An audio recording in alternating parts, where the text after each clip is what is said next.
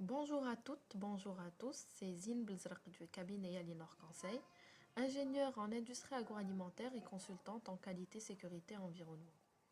Vu le contexte actuel, les contenus web sont très didactiques pour vous auditeurs et promotionnels pour nous, autant que cabinet Yalinor.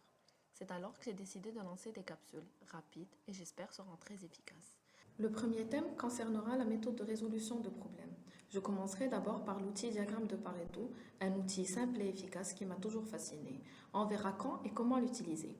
D'où nous vient cette loi? C'est dans les années 1900 que l'économiste italien Vilfredo Pareto est arrivé à la conclusion que 20% de la population détiennent 80% de la richesse. Ce principe a été vérifié dans plusieurs domaines, à savoir que la majorité des causes ou impacts sont dues à une minorité des causes, d'où la règle des 20-80 appelée principe de Pareto. Par exemple, nous portons 20% de notre garde-robe la plupart du temps. Nous pouvons schématiser la loi de Pareto par le fait que 20% des causes sont à la source de 80% de nos problèmes. Et donc, en fournissant 20% de nos efforts, nous obtenons 80% des résultats attendus. Quand utiliser la loi de Pareto? La loi de Pareto ne peut être utilisée qu'après avoir bien identifié votre problème, à savoir la machine ou le nombre de machines que vous allez analyser, les lignes que vous avez choisies. Par la suite, il va falloir définir le facteur à mesurer, par exemple la fréquence de la panne, ou le temps d'arrêt des pannes, ou encore le coût de la panne. Ce facteur ne peut être choisi qu'en allant sur le terrain et en identifiant votre problème. Une fois le problème bien identifié, il va falloir définir la méthode de collecte des données. Il va falloir définir la fréquence de mesure, garantir une fiabilité de la mesure, définir une feuille de contrôle sur laquelle vous allez garder votre traçabilité, définir le responsable de la mesure, lui fournir l'outil de la mesure et n'oubliez surtout pas de vérifier votre outil. Une fois le problème bien identifié, la méthode de collecte des données bien définie, n'oubliez pas votre bon sens, il sera la clé de la réussite de la loi de Pareto. Par la suite, vous allez passer à la mesure et à la collecte des données. Une fois que vous avez collecté toutes vos données, nous allons voir comment utiliser la loi de Pareto sur un cas précis. Avant de vous présenter la méthode de calcul, je vous présente quelques exemples de feuilles de contrôle.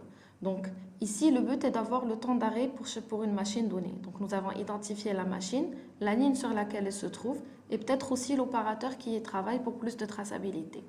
Donc pour chaque panne, nous allons enregistrer leur début d'arrêt, leur fin d'arrêt pour calculer le temps d'arrêt de la panne, identifier la panne et peut-être ajouter le défaut généré. Cet onglet reste facultatif par rapport à notre objectif, mais peut être très efficace pour l'analyse.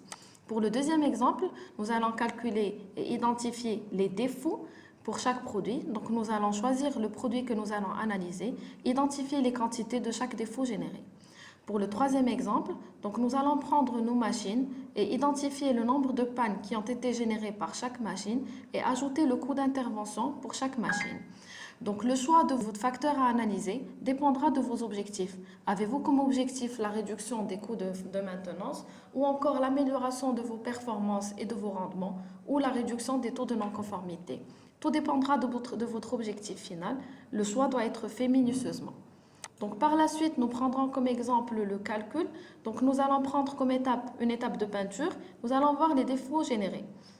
Donc ici, j'avais déjà classé par ordre croissant, comme vous le voyez. Donc pour le classement, nous allons donner, trier.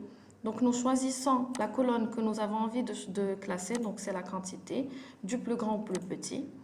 Une fois fait, nous calculons la somme des quantités, comme suit.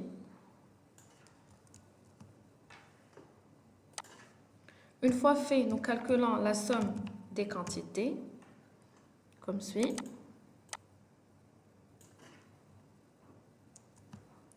Donc par la suite, nous allons identifier ce que représente 214 par rapport à 573 défauts. Donc ça sera égal à un pourcentage. N'oubliez pas d'ajouter votre petit dollar pour fixer cette colonne, cette cellule plutôt.